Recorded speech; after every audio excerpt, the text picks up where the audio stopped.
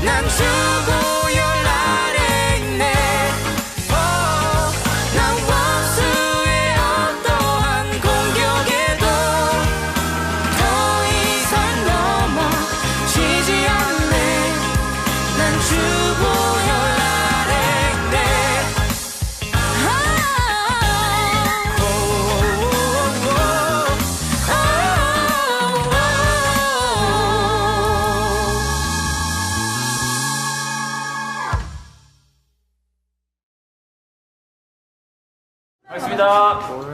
사운드 공롤 씬 11 테이크 3. 레디 액션 하고 바로 떼주세요. 손. Take your hand. 자, 1분 잴게요. 네. 아이고, 다시 할게요. 여러분 최대한 움직이지 말아주세요. 1분 잴게요. 빠밤빰.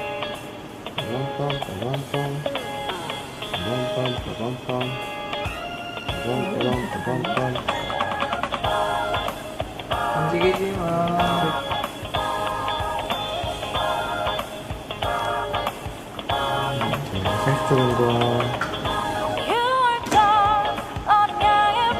계속 가요.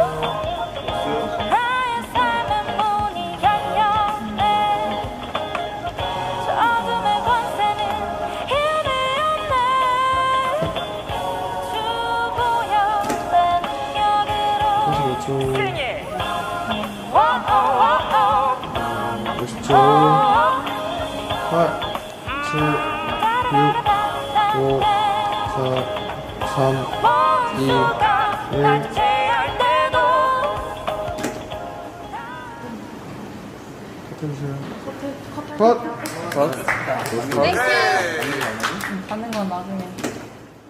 예레미야 7장 21절부터 28절까지 말씀. 만군의 여호와 이스라엘의 하나님께서 이와 같이 말씀하시되 너희 희생 제물과 번제물의 고기를 아울러 먹으라.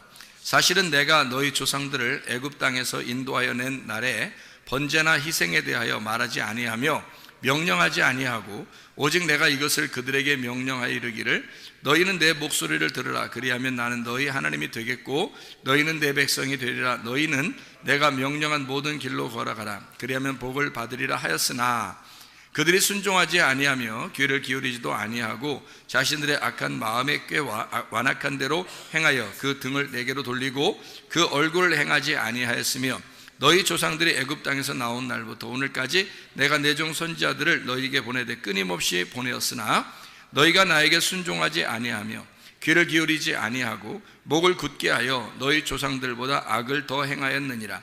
네가 그들에게 이 모든 말을 할지라도 그들이 너에게 순종하지 아니할 것이요 네가 그들을 불러도 그들이 내게 대답하지 아니하리니 너는 그들에게 말하기를 너희는 너희 하나님 여호와의 목소리를 순종하지 아니하며 교훈을 받지 아니하는 민족이라. 진실이 없어져 너희 입에서 끊어졌다 할지니라. 아멘. 예레미야 7장 21절부터 28절까지 말씀을 우리 같이 읽어보았습니다. 하나님이 여기 성경에 보면 출애굽기, 레위기, 민수기, 신명기, 모세오경의 창세기 빼놓고 출애굽기, 레위기, 민수기, 신명기에 보면 다 뭐가 나와요? 하나님 앞에 제물을 드리라고, 희생제물 드리라고, 예배 잘 드리라고 그렇게 나오잖아요. 그죠? 동물을 잡아가지고 이제 제물을 하나님 앞에 드리라고 그러거든요. 그런데 하나님은 여기다 뭐라고 써놨어요? 예레미야 7장에 보니까 뭐라고 써놨어요? 그런 제물을 드리라고 하나님이 명령한 적이 있다 없다? 없다는 거예요. 그러니까 하나님은 명령 안 했다는 거예요. 그러니까 분명히 성경에 나와 있는데 그런데 하나님 명령하지 않았다 이렇게 나오잖아요. 그럼 이상하잖아. 하나님 해라고 해놓고 그 다음에 여기서는 명령하지 않았어 이런 얘기하는 거예요. 그러니까 이제 뭐는 사실은 내가 명령한 게 아니야 뭐 이런 얘기를 하죠. 그러니까 괜히 말을 좀 돌리는 것 같은 느낌 그런 거 들잖아, 그죠? 그러니까 이게 뭐냐 이거예요. 이게 뭐냐 이거야. 저는 이게 이제 느낌상 이 성경을 이렇게 읽으면서 그 느낌에 어떤 느낌이 드냐면 하나님이 그렇게 말하지 않았다라고 하는 거는 명령하지 않았다는 그런 내용으로 이게 보여요. 그러니까 명령하지 않았다 그런 내용으로. 그럼 명령하지 않았으면 그럼 뭔 얘기야? 그럼 명령하지 않았으면 뭘로 얘기한 거예요? 명령하지 않았으면 뭘로 얘기한 거죠? 명령하지 않았다? 그러면 뭘로 얘기하는 걸까? 네, 그러니까 명령이 아니면 약속이에요, 약속. 그러니까 하나님의 약속, 하나님의 언약이라는 얘기예요. 제가 왜 언약이라는 얘기를 이렇게 쓰냐면 약속이다, 언약이다 이런 얘기를 왜 쓰냐면 여러분 잘 들어봐요. 생각해 보세요. 지금 여기 이스라엘 백성들이 광야에 이제 나오잖아요. 애굽에 있다가 광야로 나온다고, 모세와 함께 나온다고요. 근데 그 광야에 나온 사람들한테 다 제사를 드리라고 하고 하나님이 이렇게 살으라고 저렇게 살으라고 이런 명령들을 다 내린 게 이제 출애굽기, 레위기민수기, 신명기란 말이에요. 그 모세가 이제 다 쓴 내용이에요. 그럼 거기에 다 예배를 이렇게 드려라, 제사를 이렇게 드려라, 뭐 이렇게 나오는 거거든요. 자세하게 나와요. 이렇게 해라, 저렇게 해라, 뭐 이렇게 안 하면 죽는다, 뭐 이렇게 잘해야 된다, 뭐 이런 얘기를 막 써놨어요. 그러면 우리가 척 봐도 명령이잖아요. 그런데 하나님은 자기가 명령하지 않았다고 여기 말하잖아요. 그죠? 그러면 명령이 아니니까 약속이고 언약이다. 그러면 보세요. 광야로 나온 백성들은 하나님 보실 때 광야로 나온 백성들은 지금 뭐라고 얘기하는 거예요? 예레미야 7장을 보니까 지금 광야에 나온 백성들을 그냥 너희들하고 나하고 관계가 없는데 너희들이 나를 만나려면 이렇게 제사를 드려야 돼 라는 그런 의미로 명령한 것처럼 보여요? 아니면 좀 이렇게 나 명령하지 않았어 이렇게 얘기하는 거 보면 뭔가 좀 다른 약속, 다른 언약. 그러니까 애굽에서 광야로 탈출해 나왔다 하는 것은 뭐예요? 광야로 탈출해 나왔다. 그러면 자기 백성들을 데리고 나온 거 아니에요? 하나님이 자기 백성들을 광야로 데리고 나왔어요. 그러면 자기 백성들을 데리고 나왔다 그러면 이제 어떤 의미인지 한번 생각해 보세요. 자기 백성들을 데리고 나왔다.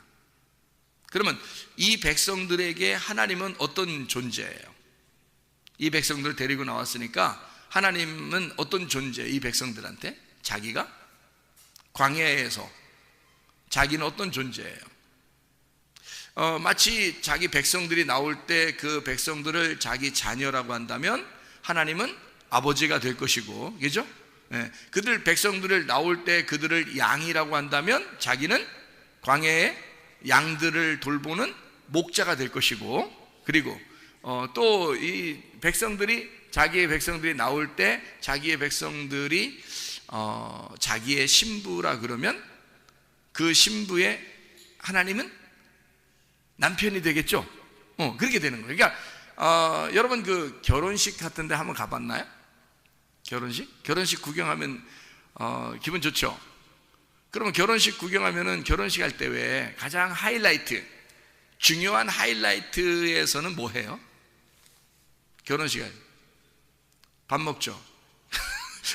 그럼 밥 먹으러 가는 경우가 상당히 많지. 사람들 결혼식 한다고 밥 먹으러 그냥 가는 사람이 되게 많아요. 밥만 먹고 그냥 가는 사람도 있어요. 그냥 막 결혼식 구경도 안 하고. 진짜 못된 사람이야. 왜냐면 결혼식을 갔으면 축하를 해줘야 되잖아. 축하를 해준다는 것은 거기 이렇게 앉아서 있어야 되는 거잖아요. 그죠? 그러니까 사진도 좀 같이 찍어주고요. 그죠? 그렇게 해야 되잖아요. 그죠? 새신랑 새신부는 막 같이 사진 찍어주면 그 사진 보면서 좋아하고 그러는 거 아니에요? 그죠? 그러니까 자기들끼리만 나가서 또 사진도 찍고 막 좋아하고 그러잖아요. 그러니까 새신랑 새신부는 저기 사진 찍는 거 엄청 좋아한다고요. 그러니까 다른 사람들은 다 사실 들러리죠. 그래서 일단 그 새신랑 새신부가 막 이렇게 돋보이게 그렇게 만들어 놓는 그런 이제 결혼식이 돼야 되는 거죠. 나머지는 다 찌그러지는 거죠. 그러니까 새신랑 새신부만 이렇게 돋보이고 나머지는 다 이렇게 찌그러져야지. 다른 사람이 더 돋보이면 어떻게 돼요? 새신랑 새신부가 쭈그러지면 이상하잖아요. 분위기가 살벌이 안 돼요. 좀 어느 정도 새신랑 새신부를 딱 이렇게 두각을 내는. 자, 새신랑 새신부가 결혼식 할 때 어떤 부분이 가장 하이라이트 같아요? 여러분 생각할 때는 어떤 부분이? 결혼식 할 때 밥 먹고 돌아가는 거 이런 부분이 가장 중요하다 이런 생각하지 마시고, 그럼 여러분 그건 어떤 사람, 일부 그런 사람들이, 못된 사람들이 그렇게 하는 거고요. 진짜 중요한 그 결혼식의 가장 하이라이트가, 가장 중심, 그 시간의 가장 핵심은 어느 시간일까? 결혼식 할 때. 지금 뭐 얘기하다가 지금 이 얘기했어요? 지금 뭐 얘기하다가? 예, 하나님은 이 백성들에게 명령하지 아니하고 언약을 맺었다, 약속을 맺었다, 이런 얘기하다가 지금 이 얘기하는 거죠. 결혼 얘기. 그러면 결혼에서 가장 하이라이트는 뭘까? 어떤 시간? 무슨 시간? 예, 언약하는 시간이에요. 둘이 약속하는 시간. 그것 때문에 결혼식 하는 거야. 밥 먹으려고 결혼식 하는 게 아니고. 사람들 밥 먹이고 보내려고 이렇게 결혼식 하는 게 아니에요. 결혼식은 둘이 서약을 하는 거예요. 둘이 서약하려고 결혼식 하는 거야. 여러분 아시겠죠? 이 서약하려고 결혼식 하는 거야. 그러니까 둘이 결혼식 할 때 말이에요. 결혼식 할 때 서약을 하는데, 자, 남편은 신랑 누구누구는 신부 누구누구를 맞이하여 정말 사랑하겠습니까? 이렇게 물어봐요. 자, 이걸 물어보고 여기서 이제 얘기를 하죠. 대답하죠. 네, 사랑하겠습니다. 뭐 이렇게 하잖아요. 그죠? 그러면 신부 누구누구는 신랑 누구누구한테 뭐 순종하며 잘 이렇게 따르고 그러겠습니까? 그러면 네, 잘하겠습니다. 뭐 이렇게 얘기하잖아요. 그죠? 그래서 이거를 갖다 주례자가 물어볼 때, 신랑 누구누구는 신부 이런 거한테 이렇게 사랑해야 돼? 이렇게 명령하는 거 있어요? 그걸 못 들어봤죠? 신부 누구누구는 신랑 누구한테 복종해! 이런 얘기 들어봤어요? 못 들어봤어요? 잘 못 들어봤죠? 네, 그런 얘기 하는 게 아니란 말이에요. 서로 서약이라는 건요, 자기의 스스로 약속을 하는 거예요. 스스로 약속을 하는 거를 서약, 언약, 그러니까 서로 쌍방간에 약속하는 시간이란 말이에요. 결혼식이라는 게 가장 중요한 시간이 뭐냐면 서로가 약속하는 거예요. 그 시간이에요. 약속하는 시간이란 말이에요. 명령하는 시간이 아니죠. 네, 신랑이 신부한테 명령하는 시간이 아니란 말이에요.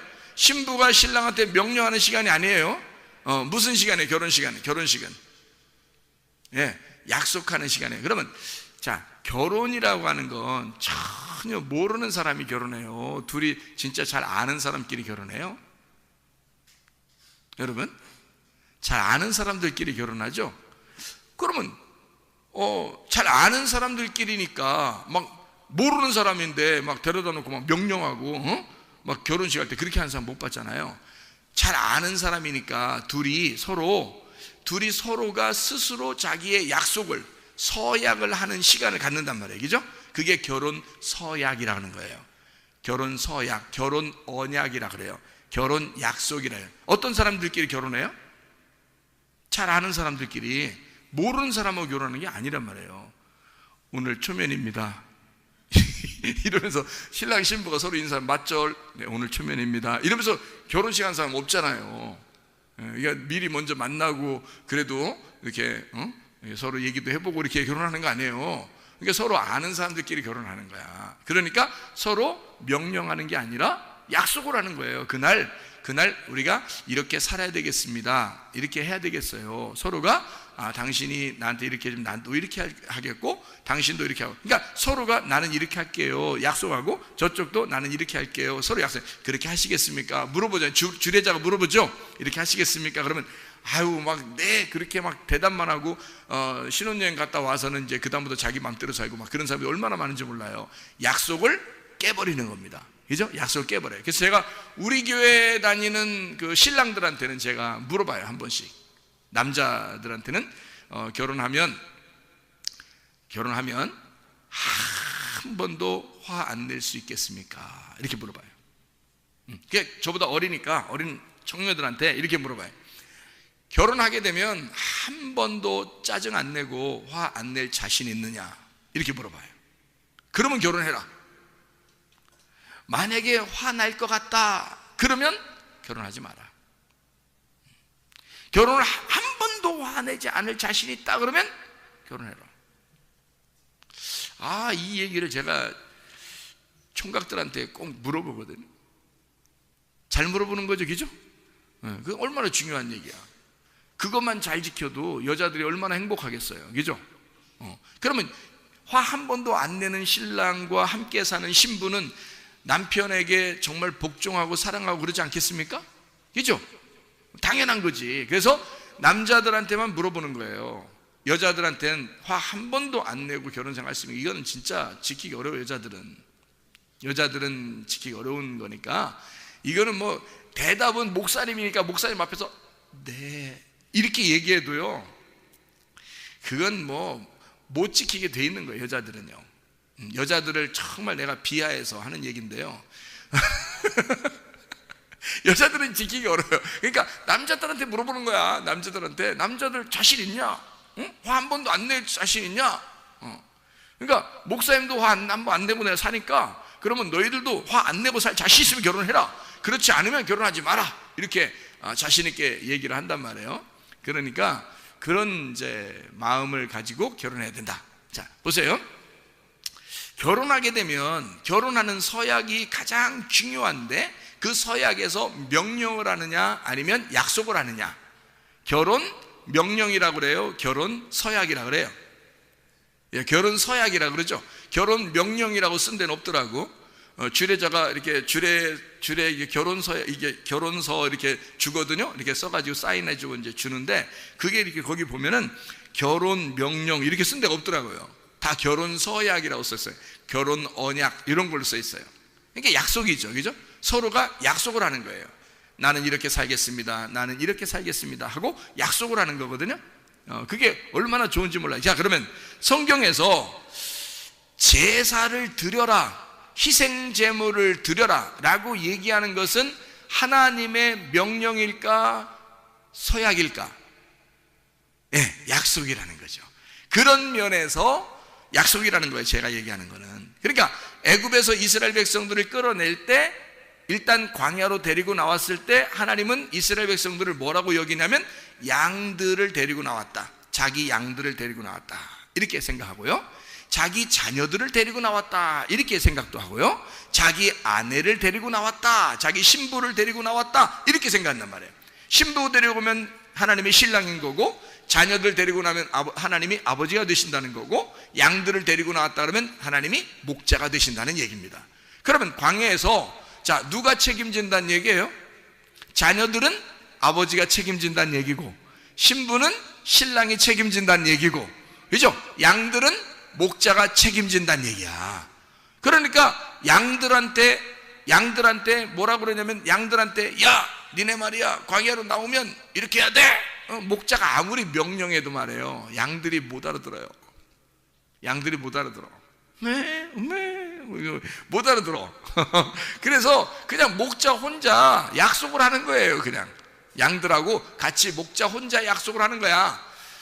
자녀들한테도 마찬가지야. 뭐 어린애들한테 어른 아버지 엄마가 뭔 명령을 내려요. 약속을 하는 거죠. 그냥 아빠 엄마가 널 책임질 거야 이러면서 약속하고 이렇게 해줄게, 그런 게 하는 거죠. 신부한테 신부가 뭘 알아서? 신부가 뭘 알아, 여러분? 응?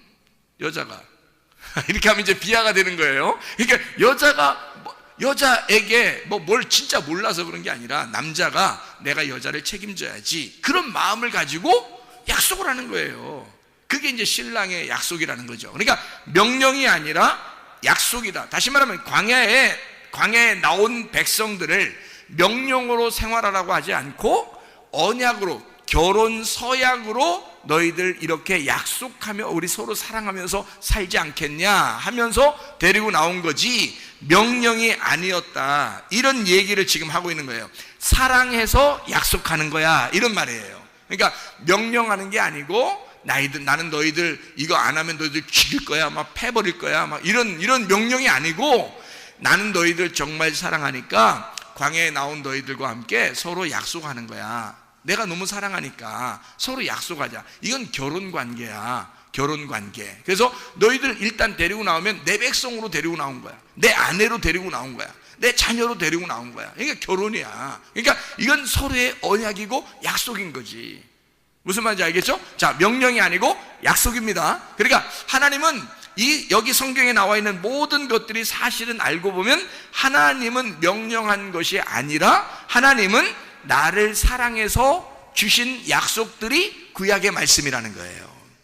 구약의 말씀 어떻게 보면 막 무섭잖아요.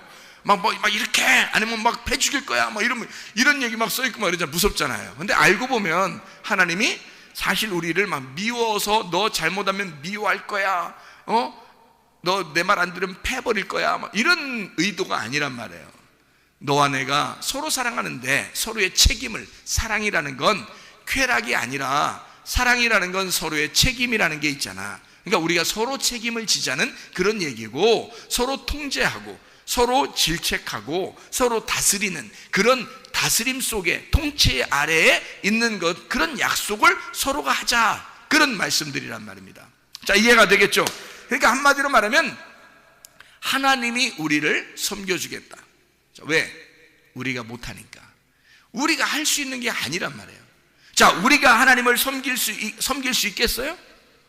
못해요. 하나님이 다 하신 거야. 그래서 하나님이 너희들 못하니까 내가 내 아들을 보낼 거야, 이 땅에. 그래서 내 아들을 보내서 내 아들이 나에게 100% 순종할 수 있도록 만들어 줄 거야. 그리고 그 100% 순종한 아들을 너희들은 따라오기만 하면 돼. 그 양을 따라오면 돼. 첫 번째 양이니까, 이 어린 양 첫 번째 양을 따라오면 돼. 예수님을 따라가면 돼. 너희들은 예수님이 그렇게 순종하면서 갈 테니까 너희들은 뒤에서 쭉, 양들은 쭉 앞에 있는 우두머리 양을 쭉 따라오면 된다, 그런 얘기죠. 그러니까 예수님이 십자가 지고 가셨으니까 너희들도 너희 십자가를 지고 쭉 따라오면 돼. 그냥 순종은 누가 할 거니까? 예수님이 할 거니까. 예수님이 하나님 아버지에게 100% 순종을 하시고 성공하실 거니까. 그러니까 너희들은 그 예수님을 따라오면 돼 라고 하는, 다시 말하면 하나님이 자기가 자기를 순종하겠다라는 얘기입니다. 우리가 순종할 수 없으니까. 그게 빌립보서 2장 7절의 말씀입니다. 빌립보서 2장 7절의 말씀을 보면 이런 말씀이 있어요. 오히려 자기를 비워 종의 형체를 가지사 사람들과 같이 되셨고, 예수 그리스도가 이 땅에 오셔서 자기를 종으로 자기의 섬김으로 오셨다라고 얘기하잖아요. 그렇죠? 다시 말하면 하나님의 명령은 인간이 할 수 없기 때문에 예수가, 하나님의 아들이 섬기겠다는 얘기입니다. 그러니까 하나님은 철저하게 너희들의 순종을 요구하는 게 아니라 하나님 아버지의 아들의 순종을 요구하신다는 얘기입니다. 그러니까 우리의 순종이 아니에요. 하나님 아들의 순종을 요구하신단 말이에요. 다시 말하면 이런 말이죠. 자, 명령을 하잖아요. 하나님이 자기 백성들에게 명령하는 것은 명령이 아니라 이 명령을 누가 지켜낸다? 자기 아들이 지켜낸다는 거예요. 자기 아들이 지켜내기 때문에 자기가 어떻게 보면 자기 아들에게 명령하는 거잖아요. 자기 아들만 지켜내는 거니까. 그러면 자기가 자기 아들에게 얘기한다는 건 누가 누구에게 얘기한다는 거예요? 자기가 자기한테 얘기하는 거예요. 왜? 자기 아들이 자기잖아. 하나님이 하나님의 아들에게 명령하는 거니까 하나님이 결국에는 자기가 자기에게 명령하는 거란 말이에요. 이해가 되겠죠? 우리에게 하달라고 하는 얘기가 아니라 자기가 자기 아들에게 명령을 함으로써 예수가 철저하게 자기가 하나님 아버지에게 자기를 종으로 들여 섬긴다 하는 말입니다.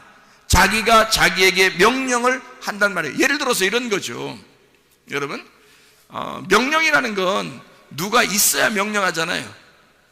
야, 뭐 해야 돼? 뭐 이러면 누가 있으니까 하는 거지. 예를 들어서 산 꼭대기 올라가가지고 말이야, 혼자, 이쪽 산에서 저쪽 산을 보면서 이상하게 저쪽 산에다가 말하고 싶어.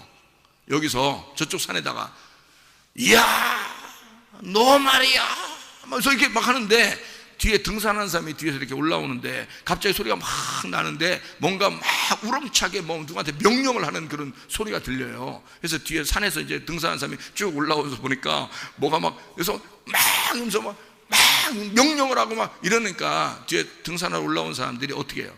끝까지 꼭대기까지 올라올까요? 아니면 올라오다가 멈칫할까요? 올라오다 멈칫해요. 뭔가 소리가 막 이상한 소리가 나는데 혼자 있는데 혼자 누구한테 명령을 해. 가끔 보면 동네에서도 혼자 막 명령하면서 다니는 사람들이 있습니다. 꽤. 그럼 그런 사람들이 있으면 여러분이 막 가가지고 저랑 같이 이렇게 얘기 좀 하고 그럴까요? 뭐 이런 사람이 있어요? 이상하죠. 좀 이상하죠, 그죠? 좀 이상하니까 좀 가까이 이 사람이 막 명령하면서 막 쓰레기 주워가지고 던지면서 명령하면서 딱 우리한테 찾아오면 어떻게 해요? 쫓아오면 우리가 어떻게 해요? 반갑습니다. 뭐 오늘 초면에 서로 같이 커피 한잔 마실까요? 이렇게 못한단 말이에요. 도망간다고, 그죠? 왜 그러세요? 왜 그러세요? 이런단 말이에요. 뭔가 이상하잖아요, 그죠? 뭔가 이상하잖아. 그러니까 누군가가 있어야, 상대방에 누군가가 있어야. 근데 참 이상, 이 동네 사람들 중에 참 그런 사람들 많더라고요. 혼자 말하고 다니는 사람 참 많더라고요. 혼자 말하고 다니는 사람들이. 그래서 난 전화하는 줄 알았어요. 그랬더니 귀에 뭐 꽂아 있는 것도 없고 뭐 손에 들고 있는 것도 없는데 혼자 뭘 얘기를 하면서 다니는데, 그러면 아니면 이제 기도를 하든지 뭐 이런 사람들이 혹시 걸어다니면서 기도해야 됩니다 이런 거 하면 교회에서 배워가지고 걸어다니면서 기도할 수도, 그렇게 생각도 했는데 알고 보니까 그냥 눈 뜨고 눈을 45도 위쪽으로 뜨면서 이렇게 뭔 얘기하면서 이렇게 가는 그런 사람들이 상당히 좀 있더라고요. 그런 사람 여러분이 어떻게 가까이 하고 싶어요? 아니면 조금 거리를 좀 두고 싶어요? 거리를 좀 두고 싶잖아. 자, 아무도 상대편이 없는데 혼자 말하는 거야. 혼자 말하면서 돌아다니는 거야. 이상하잖아요, 그죠? 명령이라는 건 상대방이 있어야 합니다. 약속도 상대방이 있어야 약속하는 거예요. 혼자는 약속하는 게 아니고 혼자 명령하는 게 아니거든요. 명령은 누군가가 있어야 되거든요. 생각해 보세요. 자, 성경 창세기에 1장에 보면 명령이 나와야 안 나와요? 명령이 창세기 1장에 나와야 안 나와요? 명령이 나와요. 자, 그러면 명령이 어떤 명령이 나와요? 명령이 나오는데 명령이 나와요. 창세기 1장에. 자, 무슨 명령이 나올까요? 첫째 날 빛이 있으라. 놀랍죠? 명령합니다. 뭐 상대방이 있어야 명령하는 건데 빛이 있으라 막 이렇게 명령을 해요. 그러니까 빛이 있으라라는 말은 결국 하나님이 혼잣말이에요? 아니면 누군가를 대상으로 명령을 지금 하고 있는 거거든요. 그러면 하필이면 다른 걸 명령하는 게 아니라 빛이 있으라라고 명령을 한단 말이에요. 그러면 뭐가 있기 때문에 빛이 있으라고 명령을 한 거잖아요. 잘 생각해 보세요. 뭐가 있기 때문에 빛이 있으라고 명령했어요? 창세기 1장 2절에 어둠이 있기 때문에 창세기 1장 3절에 빛이 있으라고 명령한 거라는 거지. 그러니까 누구한테 명령한 거예요? 누구한테? 무슨 대상이 있으니까 명령을 한 거 아니야. 그러니까 지금 누구한테 명령을 한 거야? 하나님은 빛이 있으라 그랬으니까. 누가 있으니까 얘기한 거잖아. 아무도 없는데 혼자 얘기하면 이상하다 했잖아. 누가 있으니까 얘기했잖아. 누구한테? 어둠이 있으니까. 어둠한테 빛이 있으라고 그런 거야. 그러면 어둠한테 왜 빛이 있으라고 그러는 거야? 하나님이 자기가 나는 빛이야, 너희들은 어둠인데 나는 빛이야. 그러면 아무도 사람이 없는데 그냥 어둠이라는 땅에 어둠에다가 그냥 빛이 있으라 그러는 거예요. 그 말은 무슨 말이냐면 거기 아무도 없는데 혼자 명령한 거야. 누구한테 명령한 거예요? 누구한테? 자기가 자기 아들한테 명령하는 거야. 그래서 요한복음 1장에 하나님의 아들이 빛으로 오셨다 그러는 거예요.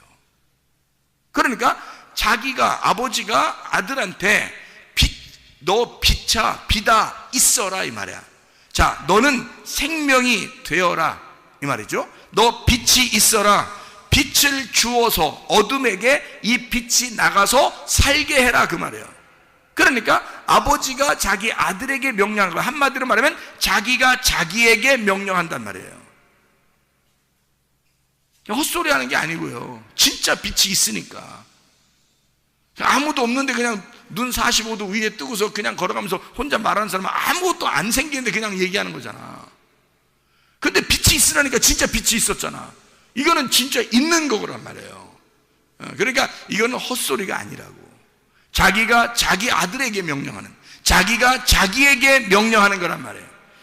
자기가 모든 것을 내가 살리겠다, 내가 빛을 주겠다, 내가 생명을 주겠다, 내가 생명을 줘서 살게 하겠다. 한마디로 말하면 어둠이 있는 곳에 내가 나에게 명령함으로 어둠을 내가 살려주겠다, 어둠을 내가 섬겨주겠다 하고 명령하신다는 거란 말입니다. 자, 다른 사람에게 얘기한 게 아니고 자기가 자기에게 명령하는 거라고. 왜? 어둠을 살려줘야 하니까. 그게 빛이 나가야 살려지니까. 자, 무슨 말인지 알겠죠? 사람들이 행하라는 얘기가 아니란 말이에요.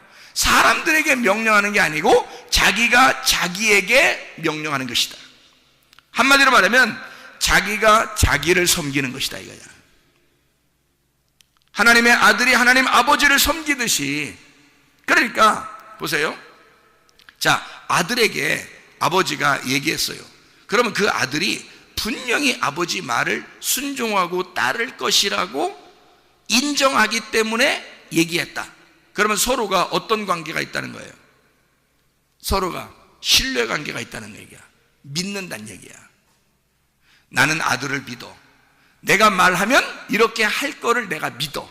그러면 아들이 분명히 이렇게 할 거야. 그러면 명령하죠. 그러면 서로 약속을 하죠. 그러니까 서로가 서로에게 약속의 관계가 되면 서로가 믿는 거란 말이에요. 서로 신뢰가 되는 거란 말이에요. 이런 믿음의 관계가 서로에게 믿음이 필요한데 이 믿음은 언제 생기는 거야? 어떻게 할 때 생긴다고 그래요? 믿음이 어떻게 할 때 생기는 거예요? 말씀을 들을 때 믿음이 생긴대요.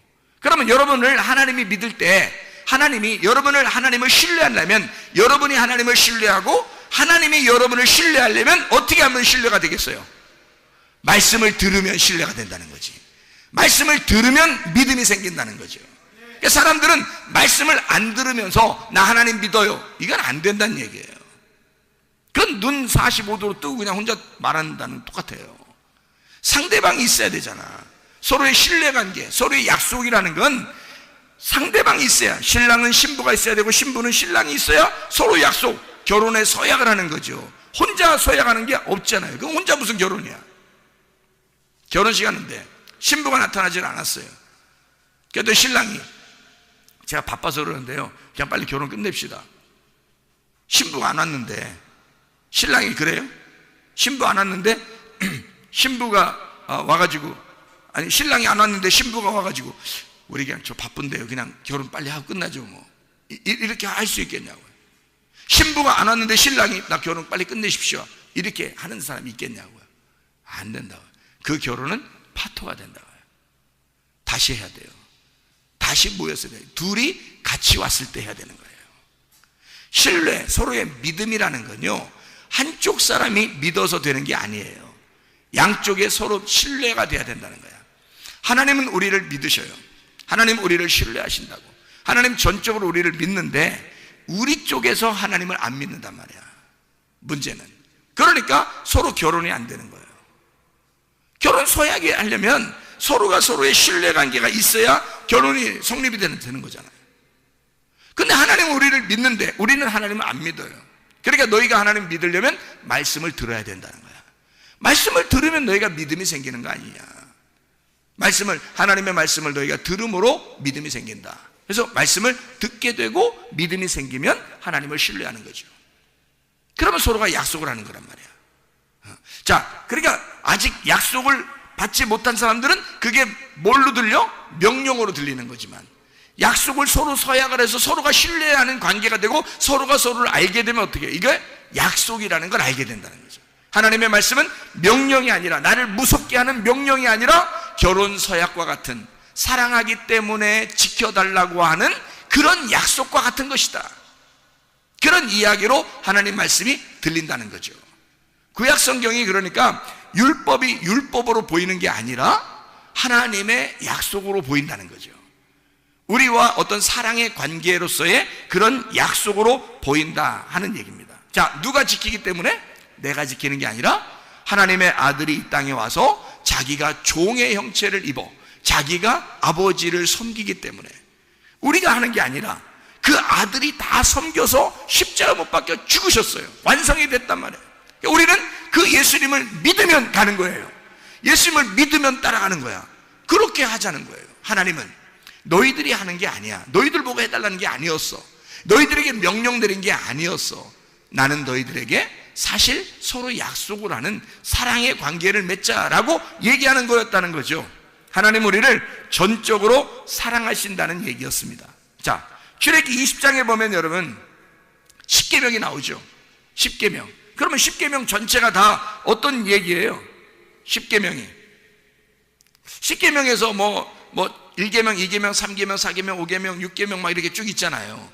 그럼 거기에 보면 살인하지 마라, 뭐 도둑질하지 마라, 뭐 이런 음란하지 마라, 뭐 이런 게 있잖아요. 그죠? 간음하지 마라, 이런 게 있는데, 살인하지 마라, 도둑질하지 마라, 간음하지 마라, 뭐 이런 얘기 했어요. 그러면 그게 우리한테 명령을 내린 거예요? 아니면은 서로 약속을 하자는 얘기예요? 약속을 하자는 얘기예요. 우리가 서로 사랑하려면 서로의 신뢰의 관계가 돼야 되는데, 그런 신뢰의 관계에서 서로가 약속을 하자는 얘기야. 무슨 말인지 알겠죠? 자기가 누구한테 약속하자는 얘기, 명령하는 거예요. 10계명이라고 하면 우리한테? 아니라니까요. 자기가 누구한테 약속하는 거야? 명령하는 거다? 아버지가 아들에게 명령하는 거다. 그 아들이 누구예요? 예수님. 그러니까 하나님은 하나님 자신에게 명령하는 거예요. 그게 너 이렇게 해, 살인하지 마. 누가 누구한테 명령하는 거예요? 하나님이 그 아들 예수에게, 하나님이 자기가 자기에게.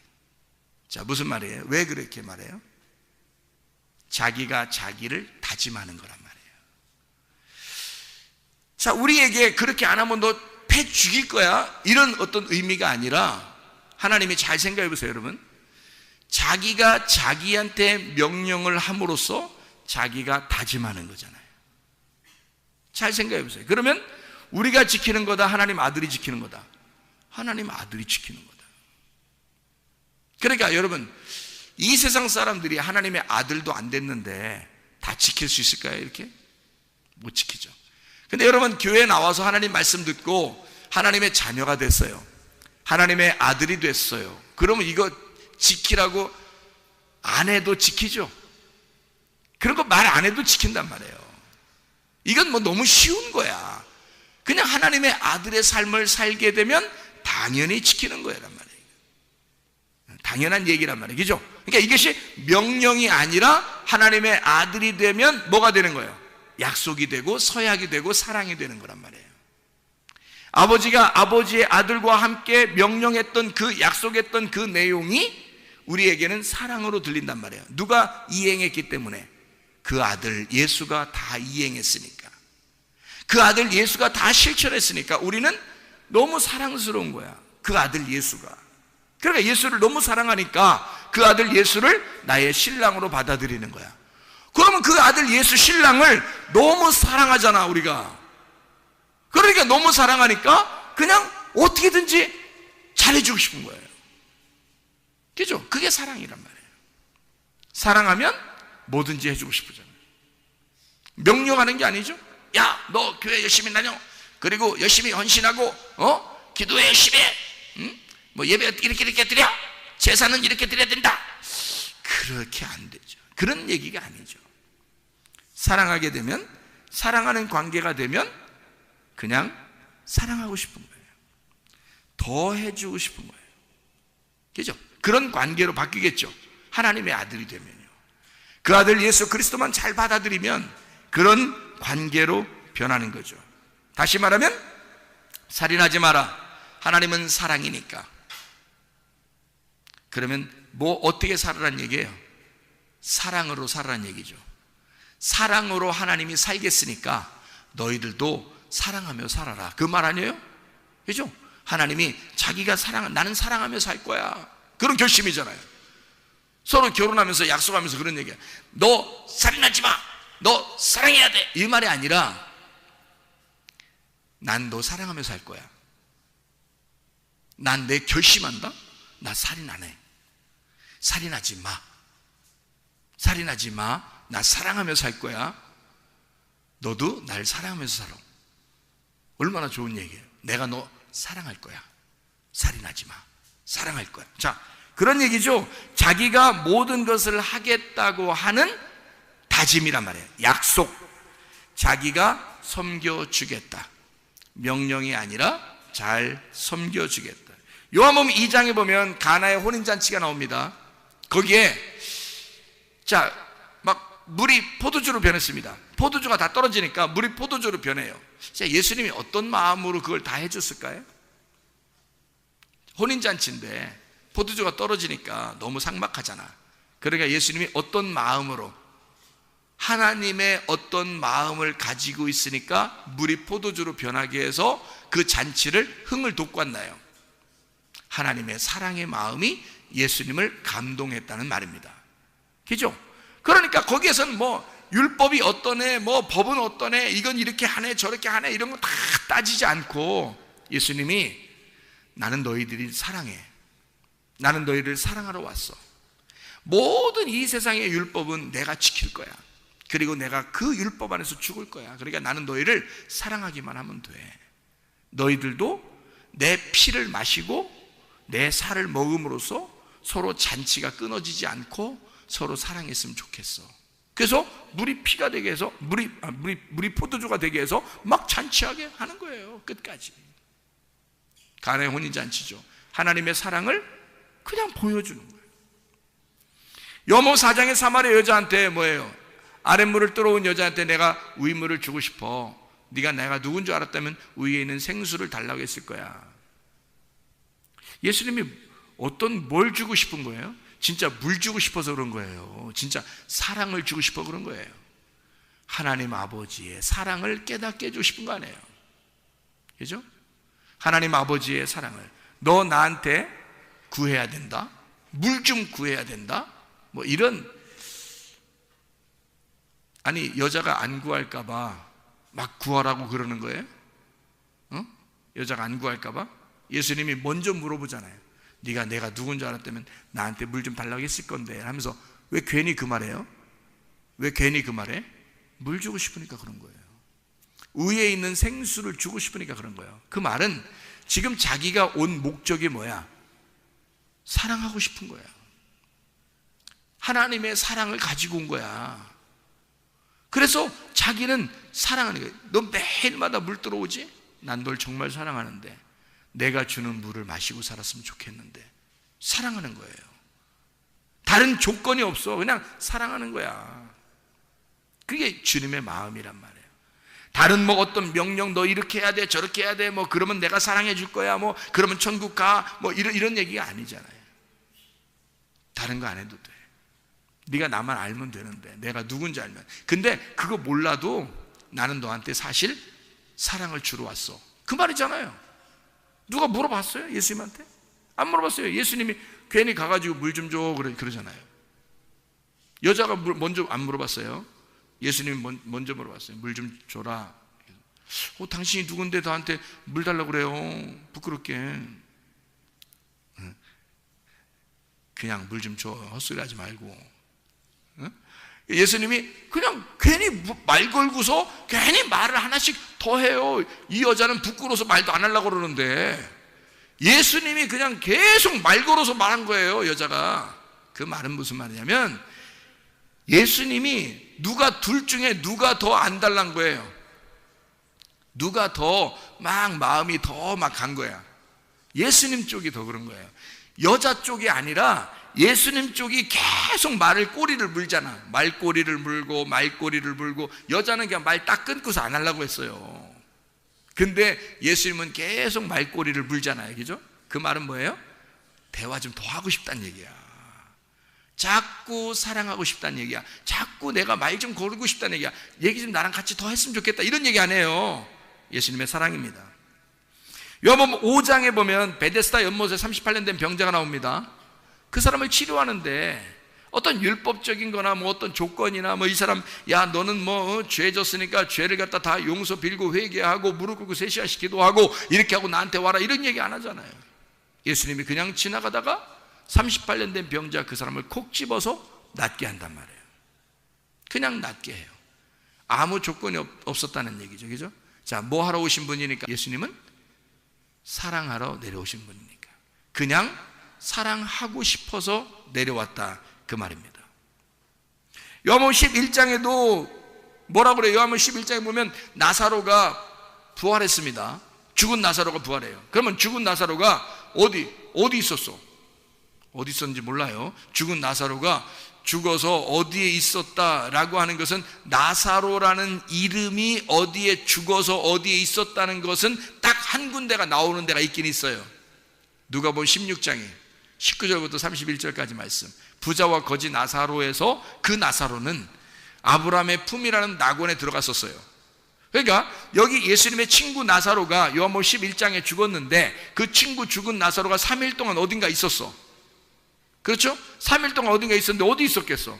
같은 나사로가 있는 데 있지 않겠어요? 아무래도 나사로가 있는 곳에 있는 거 아니에요. 그게 어디야? 아브라함의 품이라고 하는 낙원에 있었겠죠. 그죠? 3일 동안 거기에 있다가 예수님이 거기에 있는 나사로를 불러들인 거예요. 땅으로 다시. 이리 나와.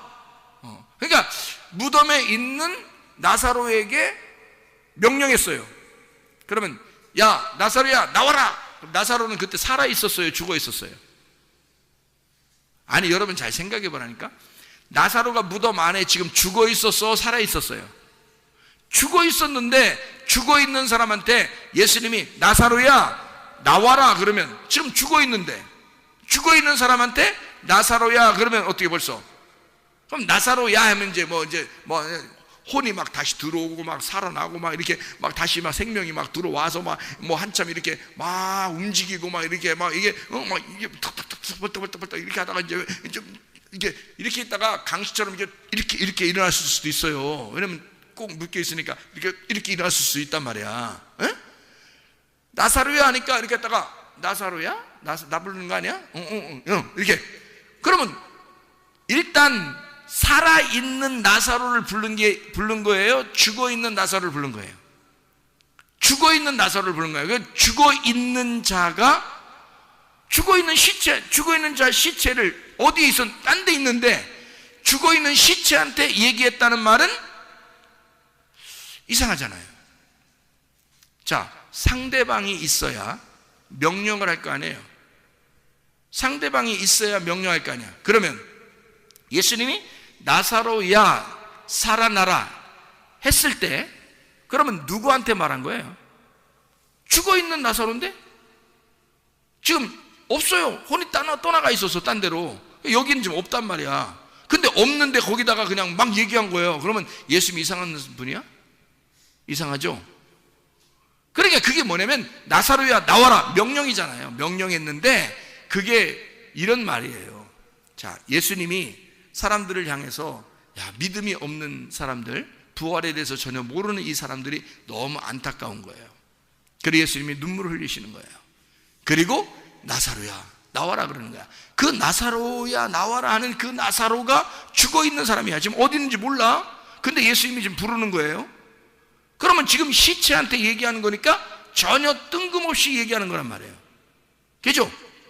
그런데 누군가, 아니 여기에 누가 있어야 내가 부를 거 아니오. 여기 누군가 살아있는 사람이 있으면 나와라 뭐 아니면 일로 와봐 뭐 이렇게 내가 말할 거 아니에요. 그죠? 그런데 사람이 없다니까. 거기에 지금 죽어 있다니까. 근데 그걸 부른다는 얘기는 누가 누구한테 얘기하는 거예요? 자기가 자기한테 얘기하는 거예요. 왜 자기가 자기한테? 뭔가 대상이 있어야 명령을 할 거 아니에요. 나사로야 나와라 명령할 거 아니야. 근데 자기가 자기한테 얘기해. 왜요? 자기가 자기에 대한 다짐이야. 잘 생각해 봐요. 죽어있는 자에게 자기가 지금 얘기하는 거야. 그러면 자기는 다짐을 하는 거야. 어떤 다짐? 나는 생명이야. 내가 생명이라고.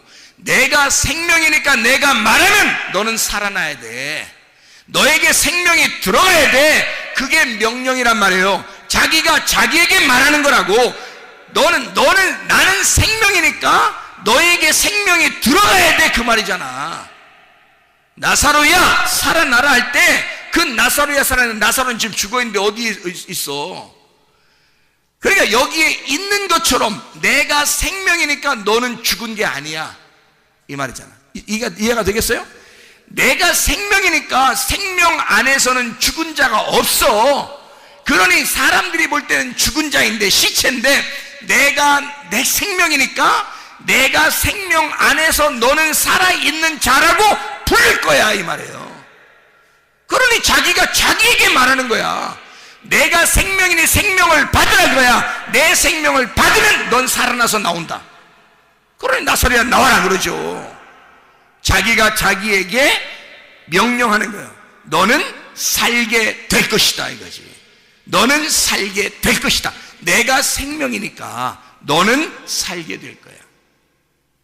다시 말하면 너 죽어 있는데 내가 내 모든 생명의 일을 내가 할 거야, 그 말이잖아요.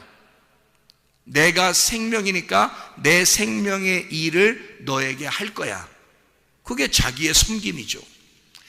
나사로 보고 뭐 어떻게 하라는 게 아니에요. 예수님이 자기가 섬기러 왔으니까 내가 생명으로 너를 섬길 거야. 내 생명을 너에게 줄 거야, 그 말이죠. 자기의 섬김입니다. 요한복음 6장에 보면 5,000명을 먹입니다. 제자들에게 이 5,000명을 너희들이 먹여라 그래요. 그러면 제자들이 어떻게 먹여요? 그걸 갖다가. 근데 제자들이 이 보리떡 5개하고 물고기 2마리를 이제 띄어서 나눠주기 시작했어요. 나눠주기 시작하는데 이상하게 띄면 또 생기고 띄면 또 생기는 거야. 막 계속 5,000명 막 먹이는데도 계속 띄는데 또 막 생기는 거야. 또 생기고. 자, 제자들이 먹인 거요, 예수님이 먹이고 있는 거야? 예수님이 먹이고 있는 거야. 자기가 자기에게 말하는 거죠. 제자들이 어떻게 할 수 있어요? 제자들이 하는 게 아니라고. 내가 이 백성들을 섬길 거야. 광야로 나온 이 백성들을 내가 섬길 거야. 그러니까 너희들은 그냥 떼서 줘. 내가 줄 거니까. 내가 하늘의 양식이니까. 그러니까 나를 뜯어서 주는 거야. 너희들은 날 뜯어서 줘. 계속 줘. 그러면 그들이 먹을 거야. 제자들한테 말하는 게 아니라 내가 이들을 먹일 거야, 그 말이잖아요. 자기가 모든 것을 하겠다, 자기가 섬겨주겠다라는 말입니다. 여러분, 우리는요, 어떻게 보면 내가 뭐 좀 해야 되겠다, 교회 와서 내가 하나님을 좀 잘 섬겨봐야 되는 게 아닌가, 이런 생각을 할 때가 있습니다. 그건 종교예요. 종교적인 우리의 신앙심입니다. 그러나 주님은 우리에게 뭐라고 말해요? 네가 하는 게 아니야. 네가 할 것까지 다 했어. 내가 너를 섬길 거야. 내가 너를 사랑할 거야. 내가 만약에 필요한 게 있다면, 네가 하나님 앞에 뭔가 섬겨야 된다는 어떤 무엇이 있다면 내가 줄 거야. 내가 줄 거야. 그것도 내가 줄 거야. 그리고 내 안에서 네가 행하게 할 거야. 어쨌든 나는 너에게 다 섬겨줄 거야. 너 어렵지 않도록, 너 힘들지 않도록 내가 다 해줄 거야. 이것을 믿음이라 그럽니다. 로마서 10장 9절 10절에 보니까 너희가 마음으로 믿어 의에 이르고 입으로 시인하여 구원을 받는다 라고 되어 있습니다. 마음으로 믿어라, 그러면 의에 이르고 입으로 시인하게 되면 구원을 받을 것이다. 믿는다, 피스티오라는 단어입니다. 믿는다. 요한복음 3장 16절에서도 그렇죠. 하나님이 세상을 이처럼 사랑하사 독생자를 주셨으니 인저를 믿는 자마다 멸망치 않고 영생을 얻게 하려 하심이니라. 너 믿어라. 너는 믿기만 하면 된다. 로마서 1장 17절 보니까 의인은 믿음으로 말미암아 살게 될 것이다. 믿음, 피스티스라는 믿음으로 살게 될 것이다. 너 믿음 안에 있으면 된다. 믿기만 해라.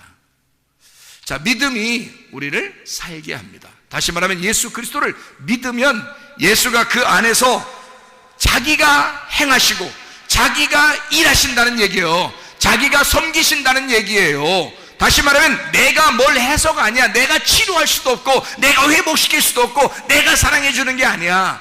하나님은 우리를 사랑하고 싶어하고 하나님이 우리를 회복시키고 싶어하고 하나님이 우리를 치료하고 싶어하고 하나님이 우리를 구원하고 싶어하는 거예요. 하나님이 자기의 생수를 우리에게 주고 싶어하는 거예요. 하나님이 우리를 살려주고 싶은 거예요. 하나님이 우리를 사랑하고 싶은 거예요. 하나님이 섬기고 싶은 거예요. 하나님 자기가 더 안 달라서 우리를 사랑하고 싶은 거예요. 우리가 하는 게 아니라 하나님의 섬김이 있는 것, 이게 믿음이라는 것입니다. 종교는 내가 하나님을 섬기는 거지만 믿음은 하나님이 나를 섬기는 것이다, 이 말입니다. 여러분의 병도 다 치료받을 줄로 믿습니다. 여러분 모든 환경도 다 회복되게 될 줄로 믿습니다. 왜냐하면 하나님께 맡겨, 그러면 하나님께서 다 섬겨주시기 때문입니다. 우리 한번 기도하겠습니다. 기도할 때 우리 하나님 아버지, 하나님의 섬기심으로 내가 믿음을 가지고 승리하며 생활하게 도와주시옵소서.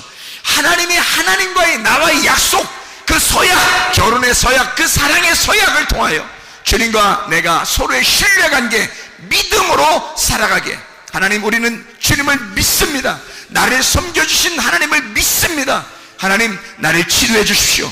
나를 사랑해 주십시오. 나를 회복시켜 주십시오. 우리 한번 기도합니다. 주여, 주여, 주여. 우리 하나님 아버지 사랑과 은혜에 감사를 드립니다. 하나님 아버지, 우리를 섬겨주시길 원하시는 주님, 우리를 사랑하시는 주님, 우리를 치료하시는 우리 하나님, 우리를 회복시키시는 우리 하나님 아버지, 주님을 의지합니다. 믿음으로 말미암아 승리하게 도와주시고 주님 믿음 안에서 살아갈 수 있도록 우리 하나님 인도해 주시옵소서. 하나님 감사를 드립니다. 우리를 섬기시는 주님 감사를 드립니다. 비염은 떠나갈지어다, 아토피는 떠나갈지어다, 위장병 떠나갈지어다, 어지럼증 떠나갈지어다, 두통은 사라질지어다, 류마티스 관절염 떠나갈지어다, 어깨 통증 떠나갈지어다, 허리 디스크는 사라질지어다, 목 디스크는 온전해질지어다, 심장병은 떠나갈지어다, 각종 종양 암도는 떠나갈지어다, 감기 몸살은 사라질지어다, 협착증은 사라질지어다, 건성 피부는 온전해질지어다, 이명은 사라질지어다, 자가 면역 질환 온전해질지어다, 우울증, 불면증, 공황장애, 두려움, 무서움 다 떠나갈지어다, 음란거지, 두칠, 미움, 욕심의 영은 다 떠나갈지어다, 떠나갈지어다. 우리 하나님 아버지 온전하게 하시고 하나님의 섬김을 받아 우리 하나님, 우리가 믿음으로 생활할 수 있도록 도와주십니다. 하나님의 기쁜 사랑을 받고 사랑하게 도와주시옵소서. 우리를 치료하신 주님, 우리를 회복시키시길 원하시는 주님, 주님과 함께 동행하다가 주님 만나게 도와주시옵소서. 예수 그리스도 존귀하신 이름 받들어게 올리옵나이다.